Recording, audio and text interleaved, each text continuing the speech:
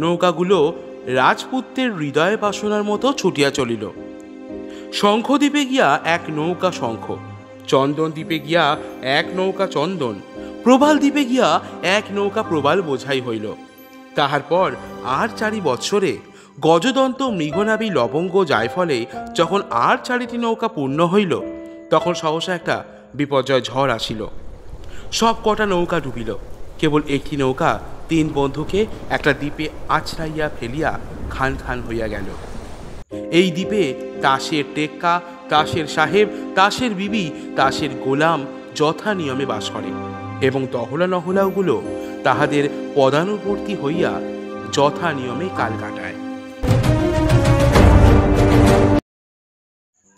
নমস্কার, আমি লোকনাথ।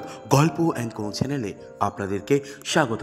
বিভিন্ন স্বাদের গল্প, প্রবন্ধ এবং উপন্যাস শুনতে আমাদের এই চ্যানেলটিকে ফলো করুন এবং সাবস্ক্রাইব করে পাশে থাকুন। আজকের গল্প রবীন্দ্রনাথ ঠাকুরের লেখা একটা আষাঢ়ী গল্প। দূর সমুদ্রের মধ্যে একটা দ্বীপ, সেখানে কেবল তাসের সাহেব, তাসের বিবি, টেক্কা এবং গোলামের বাস। দূর তীর হইতে নহলা দহলা পর্যন্ত আরও অনেক ঘর গৃহস্থ আছে, কিন্তু তাহারা উচ্চ জাতীয় নহে। টেক্কা, সাহেব, গোলাম এই 3টি প্রধান বর্ণ। নহলা দহলারা অন্তজ, তাহাদের সহিত এক পংক্তিতে বসিবার যোগ্য নহে, কিন্তু চমৎকার শৃঙ্খলা। কাহার কত মূল্য এবং মর্যাদা তাহা বহুকাল হইতে স্থির হইয়া গেছে। তাহার রেখা মাত্র ইতস্তত হইবার জো নাই। সকলেই যথা নির্দিষ্ট মতে আপন আপন কাজ করিয়া যায়। বংশাবলীক্রমে কেবল পূর্ববর্তী দিকের ওপর দাগা বুলাইয়া চলা। সে যে কি কাজ তাহা বিদেশীর পক্ষে বোঝা শক্ত। হঠাৎ খেলা বলিয়া ভ্রম হয়। কেবল নিয়মে চলাফেরা, নিয়মে যাওয়া আসা, নিয়মে ওঠা পড়া অদৃশ্য হস্তে তাহাদিওকে চালনা করিতেছে এবং তাহারা চলিতেছে। তাহাদের মুখে কোনো ভাবের পরিবর্তন নাই। চিরকাল একমাত্র ভাব ছাপ মারা হইয়াছে, যেন ফ্যাল ফ্যাল ছবির মতো। মান্ধাতার আমল হইতে মাথার টুপি অবধি পায়ের জুতা পর্যন্ত অবিকল সমভাবে রহিয়াছে। কখনো কাহাকেও চিন্তা করিতে হয় না, বিবেচনা করিতে হয় না। সকলে মৌন নির্জীবভাবে নিঃশব্দে পদচারণা করিয়া বেড়ায়। পতনের সময় নিঃশব্দে পড়িয়া যায় এবং অবিচলিত মুখশ্রী লইয়া চিত হইয়া আকাশের দিকে তাকাইয়া থাকে। কাহারও কোনো আশা নাই, অভিলাষ নাই, ভয় নাই। নূতন পথে চলবার চেষ্টা নাই, হাসি নাই, কান্না নাই, সন্দেহ নাই, দ্বিধা নাই। খাঁচার মধ্যে যেমন পাখি ঝটফট করে, এই চিত্রিতবোধ মূর্তিগুলির অন্তরে সেরূপ কোনো একটা জীবন্ত প্রাণীর অশান্ত আক্ষেপের লক্ষণ দেখা যায় না। অথচ এককালে এই খাঁচাগুলির মধ্যে জীবের বসতি ছিল। তখন খাঁচা দুলিত এবং ভিতর হইতে পাখার শব্দ এবং গান শোনা যাইত। গভীর অরণ্য এবং বিস্তৃত আকাশের কথা মনে পড়িত। এখন কেবল পিঞ্জরের সংকীর্ণতা এবং সুশৃঙ্খল শ্রেণীবিন্যস্ত লৌহ শলাকাগুলোই অনুভব করা যায়। পাখি উড়িয়াছে কি মরিয়াছে, কি জীবনমৃত হইয়া আছে, তাহাকে বলিতে পারে। আশ্চর্য স্তব্ধতা এবং শান্তি, পরিপূর্ণ স্বস্তি এবং সন্তোষ। পথে ঘাটে গৃহে সকলই সুসংহত, সুবিহিত। শব্দ নাই, দ্বন্দ্ব নাই, উৎসাহ নাই, আগ্রহ নাই, কেবল নিত্যনৈমিত্তিক ক্ষুদ্র কাজ এবং ক্ষুদ্র বিশ্রাম। সমুদ্র অবিশ্রাম একতান শব্দপূর্বক তটের ওপর সহস্র ফেন শুভ্র কোমল করতলের আঘাত করিয়া সমস্ত দ্বীপকে নিদ্রাবেশে আচ্ছন্ন করিয়া রাখিয়াছে। পক্ষীমাতার 2 প্রসারিত নীলপক্ষের মতো আকাশ দিক দিগান্তের শান্তি রক্ষা করিতেছে। অতি দূর পরপারে গাঢ় নীলরেখার মতো বিদেশের আভাস দেখা যায়। সেখান হইতে রাগদ্বেষের দ্বন্দ্ব কোলাহল সমুদ্র পার হইয়া আসিতে পারে না।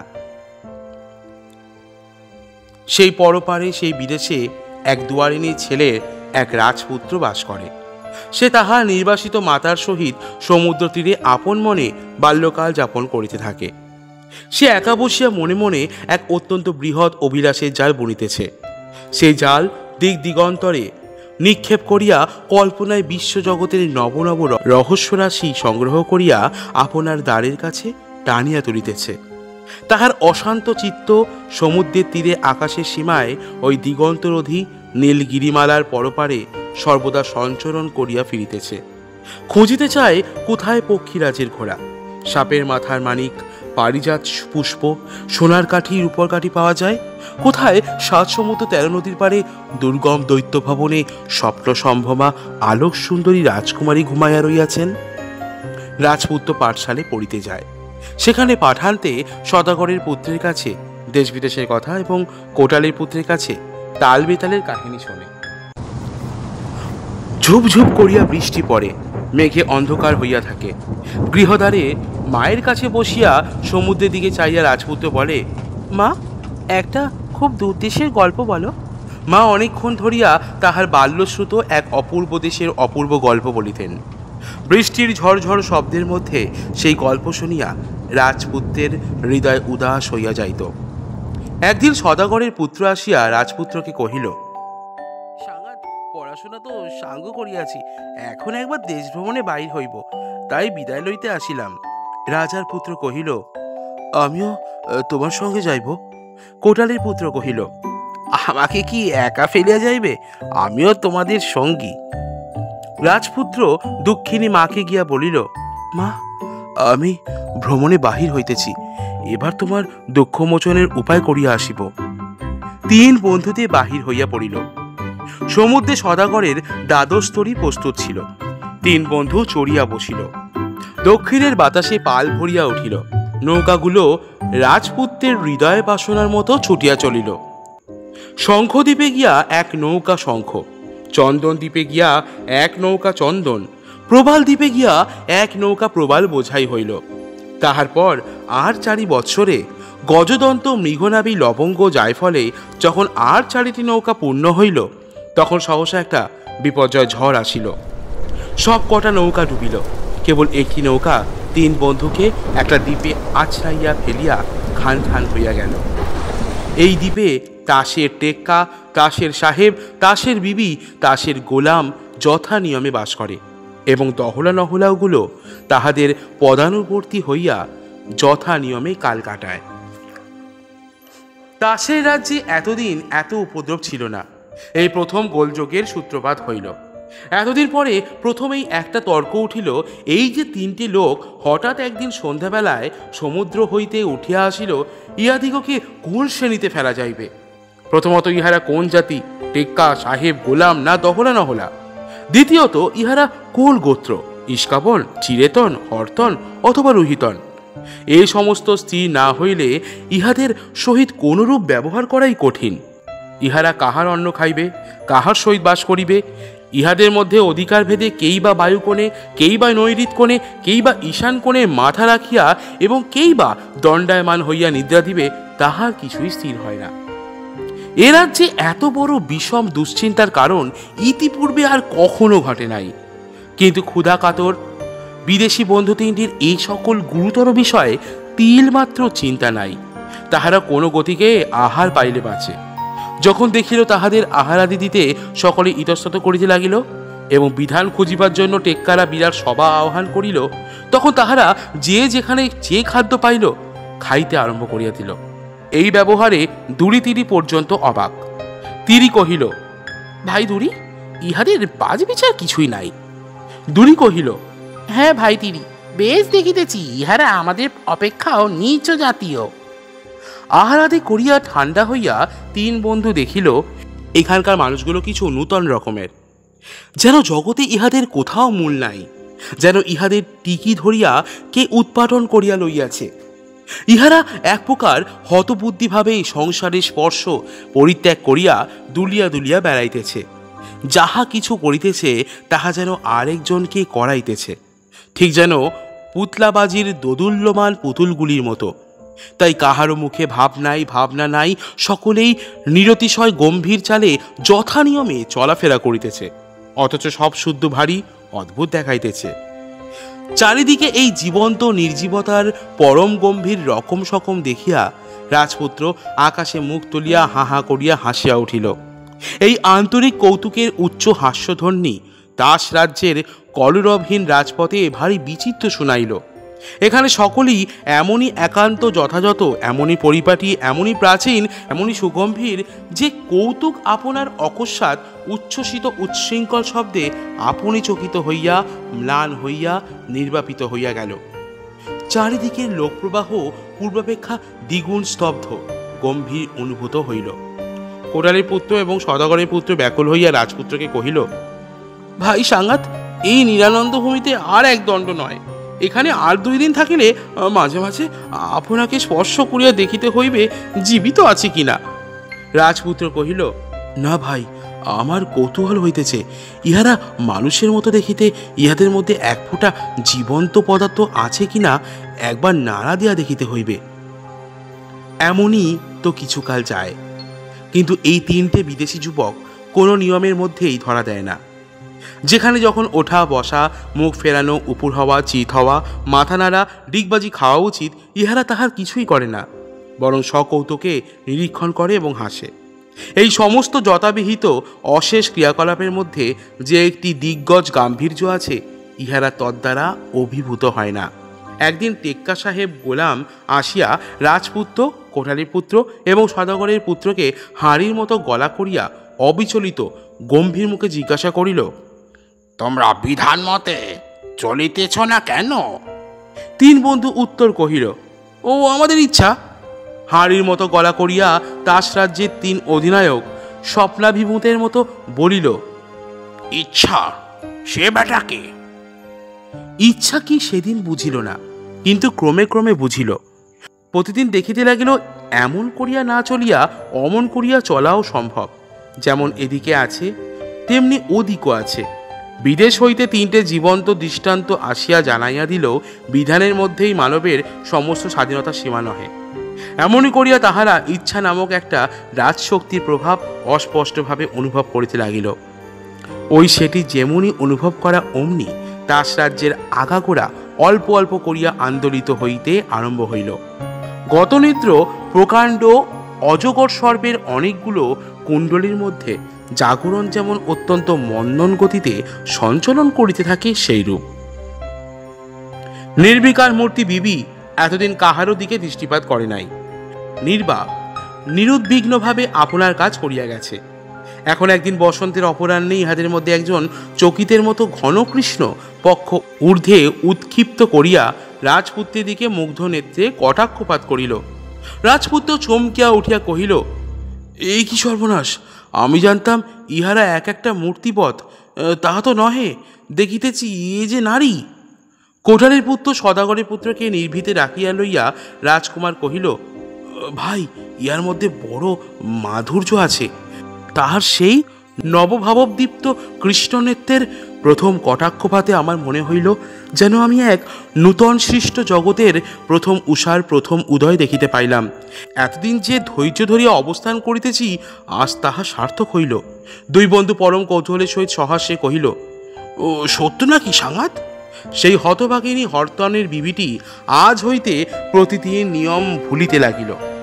তাহার যখন যেখানে হাজির হওয়া বিধান, মুহুর্মুহু তাহার ব্যতিক্রম হইতে আরম্ভ হইল। মনে করো, যখন তাহাকে গোলামের পার্শ্বে শ্রেণীবদ্ধ হইয়া দাঁড়াইতে হইবে, তখন সে হঠাৎ রাজপুত্রের পার্শ্বে আসিয়া দাঁড়ায়। গোলাম অবিচলিতভাবে সুগম্ভীর কণ্ঠে বলে, বিবি, তোমার ভুল হইল। শুনিয়া হরতনের বিবির স্বভাবত রক্ত কপল অধিকতর রক্তবর্ণ হইয়া ওঠে। তাহার নির্নিশেষ প্রশান্ত দৃষ্টি নত হইয়া যায়।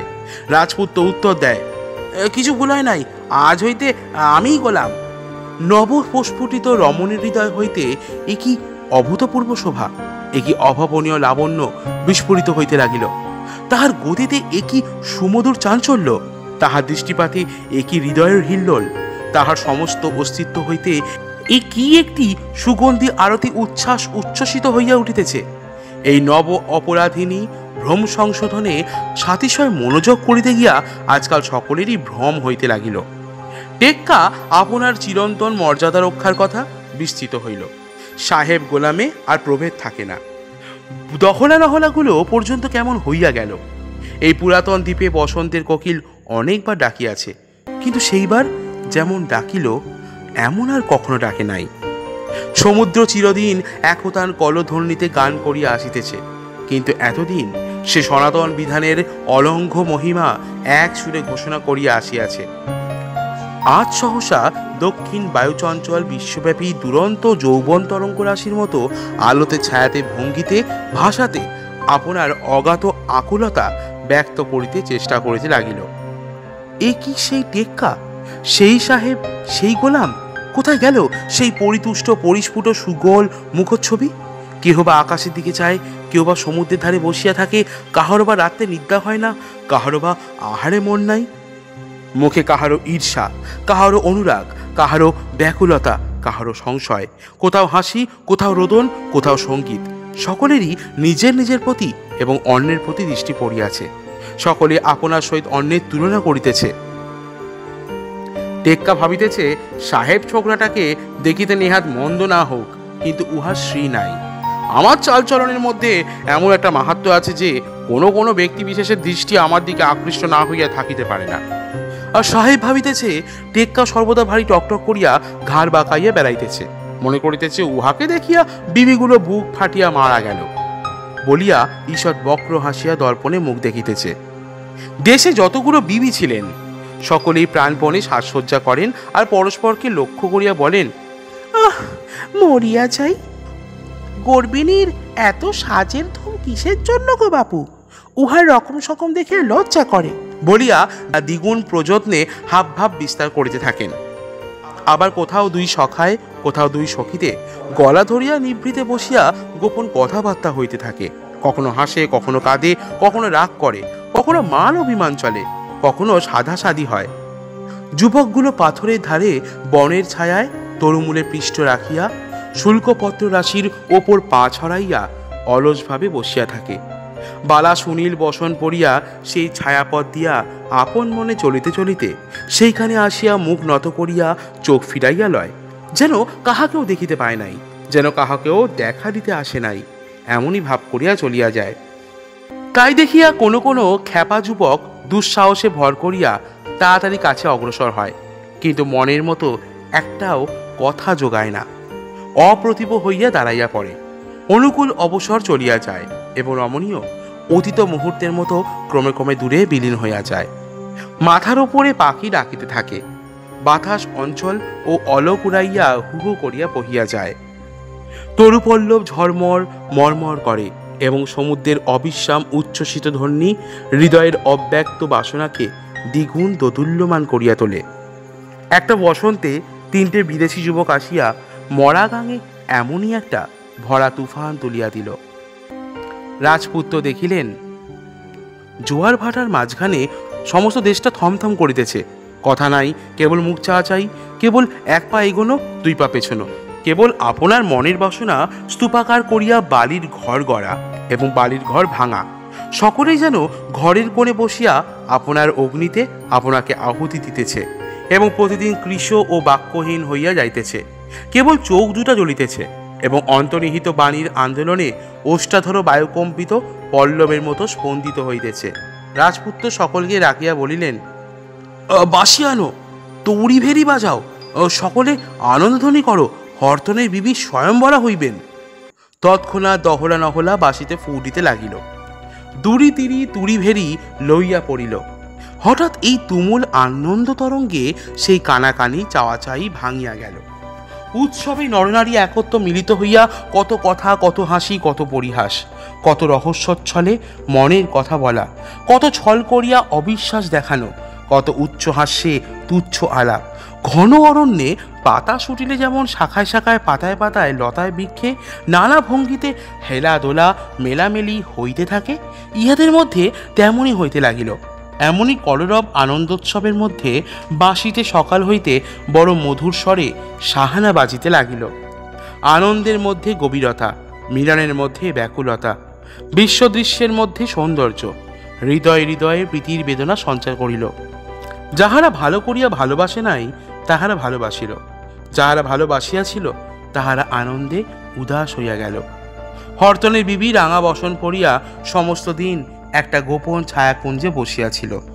তাহার কানেও দূর হইতে সাহানার তান প্রবেশ করিতেছিল এবং তাহার দুটি চক্ষু মুদ্রিত হইয়া আসিয়াছিল। হঠাৎ একসময় চক্ষু মেলিয়া দেখিল সম্মুখে রাজপুত্র বসিয়া তাহার মুখের দিকে চাহিয়া আছে। সে অমনি কম্পিত দেহে দুই হাতে মুখ ঢাকিয়া ভূমিতে লুণ্ঠিত হইয়া পড়িল। রাজপুত্র সমস্ত দিন একাকী সমুদ্র তীরে পদচারণা করিতে করিতে সেই সন্তস্ত নেত্রক্ষেপ এবং সলজ্জ লুণ্ঠন মনে মনে আলোচনা করিতে লাগিলেন। রাত্রে শত সহস্র দ্বীপের আলোকে, মালার সুগন্ধে, বাঁশির সঙ্গীতে অলঙ্কৃত সুসজ্জিত সাহাস্য শ্রেণীবদ্ধ যুবকদের সভায় একটি বালিকা ধীরে ধীরে কম্পিত চরণে মালা হাতে করিয়া রাজপুত্রের সম্মুখে আসিয়া নতশিরে দাঁড়াইল। অভিলষিত কণ্ঠে মালাও উঠিল না, অভিলষিত মুখে চোখও তুলিতে পারিল না। রাজপুত্র তখন আপনি সেই নত করিলেন এবং মাল্য স্খলিত হইয়া তাহার কণ্ঠে পড়িয়া গেল। চিত্তবৎ নিস্তব্ধ সভা সহসা আনন্দোচ্ছ্বাসে আলোড়িত হইয়া উঠিল। সকলে বরকন্যাকে সমাদর করিয়া সিংহাসনে লইয়া বসাইল। রাজপুত্রকে সকলে মিলিয়া রাজ্যে অভিষেক করিল। সমুদ্র পাড়ের দক্ষিণী দুয়ারানী সোনা তরিতে চড়িয়া পুত্রের নবরাজ্যে আগমন করিলেন। ছবির দল হঠাৎ মানুষ হইয়া উঠিয়াছে। এখন আর পূর্বের মতো সেই অবিচ্ছিন্ন শান্তি এবং অপরিবর্তনীয় গাম্ভীর্য নেই। সংসার প্রবাহ আপনার সুখ দুঃখ রাগদ্বেষ বিপদ সম্পদ লইয়া এই নবীন রাজার নবরাজ্যকে পরিপূর্ণ করিয়া তুলিল। এখন কেহ ভালো কেহ মন্দ, কাহারও আনন্দ কাহারও বিষাদ। এখন সকলে মানুষ, এখন সকলে অলঙ্ঘ বিধান মতে নিরীহ না হইয়া নিজের ইচ্ছা মতে সাধু এবং অসাধু।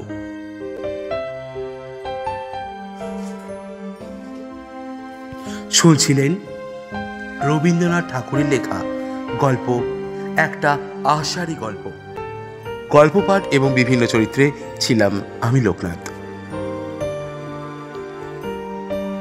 বিভিন্ন সাথের গল্প, উপন্যাস এবং প্রবন্ধ শুনতে আমাদের চ্যানেলটিকে ফলো করুন এবং সাবস্ক্রাইব করে পাশে থাকুন। দেখা হচ্ছে আপনাদের সাথে আরও একটি নতুন গল্প নিয়ে। ভালো থাকবেন আপনারা সবাই।